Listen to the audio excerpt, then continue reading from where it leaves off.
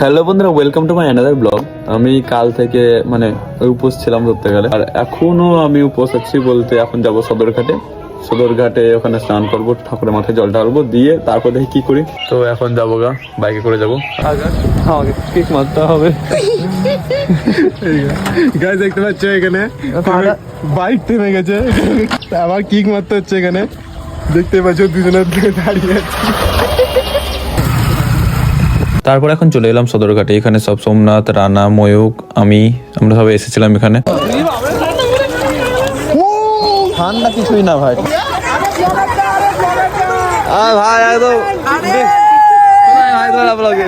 তারপরে এদিকে ময়ূককে সোমনাথ নিয়ে আসছিল, কারণ ময়ূকের একটু গঙ্গা সমুদ্র এগুলোতে জলের ফোবিয়া আছে, সেজন্য একটু নামতে ভয় পাই। তাই দিয়ে এখন জলে ডুব দিয়ে নিলাম। তারপর গঙ্গা থেকে ছোট্ট ঘটিতে করে জল নিয়ে আসছিলাম, শিব ঠাকুরের মাথায় জল ঢালবো। তাই এখন যাচ্ছি শিব মন্দিরে। ঠান্ডা দিয়ে এখন শিব ঠাকুরের মাথায় ফুল বেলপাতা দিয়ে শিব ঠাকুরের মাথায় জল ঢেলে ঠাকুরকে প্রণাম করলাম। দিয়ে এখন বাইকে করে যাচ্ছি বাড়ির দিকে, আমি ময়ূক। আর এখন সন্ধ্যেবেলাতে এখানে লুচি আর আলুর তরকারি খাচ্ছিলাম, কারণ 6:30 পার হয়ে গেছিল, শিবরাত্রির যে প্রহর আছে ওটা পার হয়ে গেছিল। তো এখানে খাচ্ছিলাম, দারুণ লাগছিল খেতে সত্যি বলতে লুচি আলুর তরকারিটা। আর তারপরে আবার বেরিয়েছিলাম আমি সন্ধ্যের সময় ঘুরতে। এসেছিলাম সদরঘাটে এসে এখানে ভুট্টা খেলাম, পাপড়ি চাট খেলাম। দিয়ে যখন বাড়ি যাচ্ছিলাম, বাড়ি যাওয়ার সময় দেখলাম এই হসপিটাল মোড়ের সামনে যেখানে ঠাকুর হয়, এই জায়গাটা দারুণ সুন্দর লাগছে দেখতে, ঠাকুরটা কিন্তু দারুণ লাগছে।